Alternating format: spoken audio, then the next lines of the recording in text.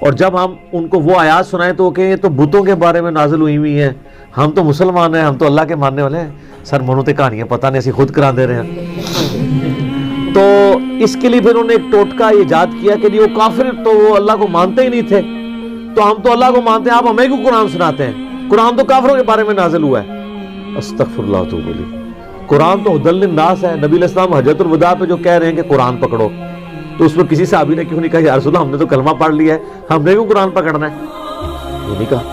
قرآن تو کتاب زندگی ہے قیامت تک کے لیے۔ قرآن حکیم میں یہ مضمون درجنوں جگہ پہ آیا ہے کہ اے نبی علیہ السلام ان سے پوچھو کہ یہ زمین و آسمان کس نے بنائے، تو یہ کہیں گے اللہ نے۔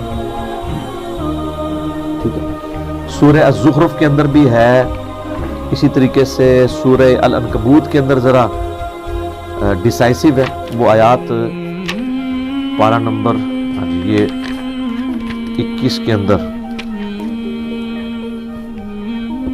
ہاں جی آیت نمبر ہے 61، سورۃ العنکبوت پارہ نمبر 21۔ وَلَئِن سَأَلْتَهُم مَّنْ خَلَقَ السَّمَاوَاتِ وَالْأَرْضِ، اے نبی اگر آپ ان سے سوال کریں کہ کس نے پیدا کیا آسمانوں اور زمین کو، وَسَخَّرَ الشَّمْسَ وَالْقَمَرَ، اور سورج اور چاند کو کام میں لگایا، لَيَقُولُنَّ اللَّهُ، تو یہ کہیں گے اللہ نے۔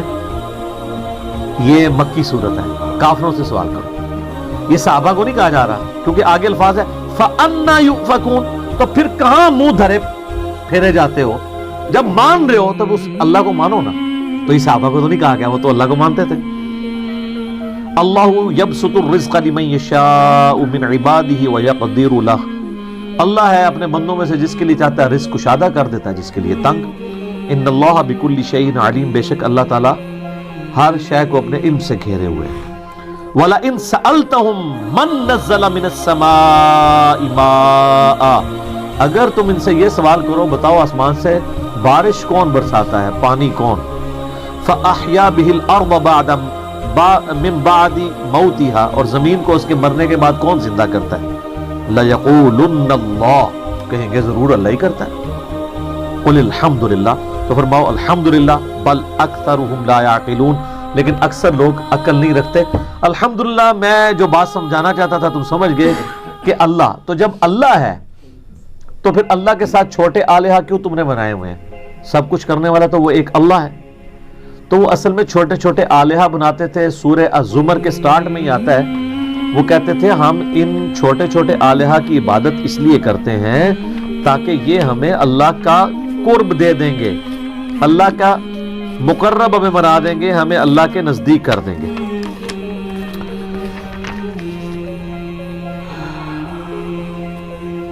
یہ تیسری آیت ہے، الا للہ دین الخالص، آگاہ ہو جو خالص دین اللہ کے لیے ہے۔ والذین اتخذوا من دونہ اولیاء، اور جو لوگوں نے اللہ کے سوا اور ہستیوں کو اپنا پشت پناہ مانا ہوا ہے، وہ کہتے ہیں ما نعبدهم الا لیقربونا الی اللہ زلفی، وہ کہتے ہیں ہم ان چھوٹے آلہہ کی عبادت بتوں کی اس لیے کرتے ہیں تاکہ ہمیں اللہ کا مقرب کر دیں۔ اتنا ہی اللہ ہی ہے جی، اور پیچھے اللہ ہی ہے جی، اللہ پیچھے رہ گیا، بابا آگے آ گیا۔ والعیاذ باللہ تعالی۔ تو ان اللہ یحکم بینہم فیما ہم فیہ یختلفون، اللہ تعالیٰ فرماتا ہے قیامت والے دن اللہ تعالیٰ ان کے اس اختلاف میں فیصلہ کر دے گا جو دنیا میں کیا کرتے تھے۔ ان اللہ لا یہدی من ہوا کاذب کفار، اللہ تعالیٰ جھوٹے کو اور نافرمان کو، سرکش جو باغی ہے، اس کو ہدایت نہیں دیتا۔ اللہ فیصلہ تو کر دے گا لیکن آگے جا کے پتہ نہیں لگے گا، لگ پتہ جائے گا۔ ہمیں تو یہی فیصلہ کرنے کا فائدہ ہے نا، آگے جا کے پتہ لگا تو کس کام کا؟ اگر قیامت والے دن ایک قادیانی کو پتہ چلا کہ غلام احمد قادیانی نے کہانی کرائی ہوئی تھی، تو وہ پھر کیا ریکویسٹ کرے گا کہ اللہ ایک دفعہ پھر دوبارہ دنیا میں بھیج دے؟ نہیں، ایسا نہیں، ادھر ہی پتہ لگوانا۔ تو وہ اللہ کو مانتے تھے، اس کے ساتھ چھوٹے آلہہ بھی مانتے تھے۔ ایون صحیح مسلم میں آتا ہے وہ یہ پڑھتے تھے لبیک اللہم لبیک، اے اللہ ہم حاضر ہیں، میں حاضر ہوں، تیرے ساتھ کوئی شریک نہیں ہے مگر وہ جس کو تو نے شریک کیا ہے، اور اس کا مالک بھی تو ہی ہے۔